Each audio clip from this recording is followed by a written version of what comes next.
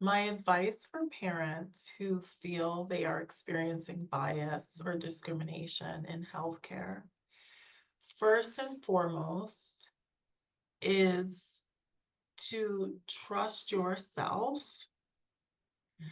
I know as a mother myself, there is an inherent instinct and intuition that we carry that is frankly a gift that we actually run into problems when we start to question that.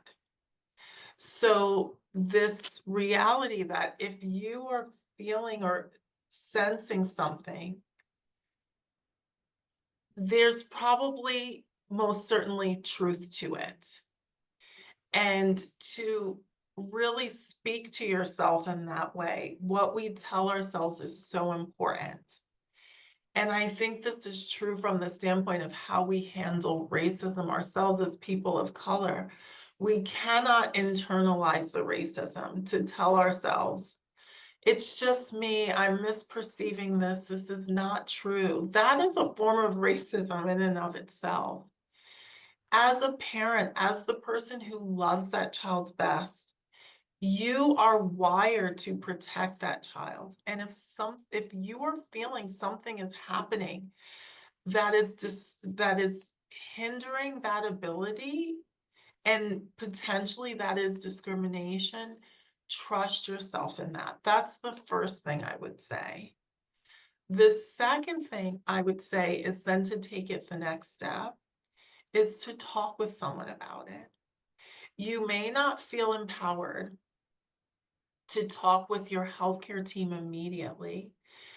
That's okay, that's understandable because again, there's a hierarchy within medicine. The culture is not necessarily inherently inviting. But if you have a loved one in your life, you have a social worker on your team, you're fortunate enough to have access to palliative care. Those are all examples of people, teams, entities that are there for you and would be healthy places for you to talk and process and get this out. Because what I worry about for families is them holding this in, and then it affects the trajectory of care, and that you are then inherently not able to trust your healthcare team, communicate the way that you ideally would communicate, and frankly, get the care that you're deserving of if you're holding this and it's there. So finding a safe place where you can talk about this and process. And then third, I would say, to the best of your ability, whatever this looks like for you, taking care of yourself is important. Some families don't have the same ability to access or resource mental health services or time away doing therapeutic things that just help them to recharge. But there are small ways that each of us can find that space to care for our being. It may look like giving yourself permission to step away from the bedside when things are very stressful, things are heated, where you feel like, I need space. Giving yourself permission to take that space.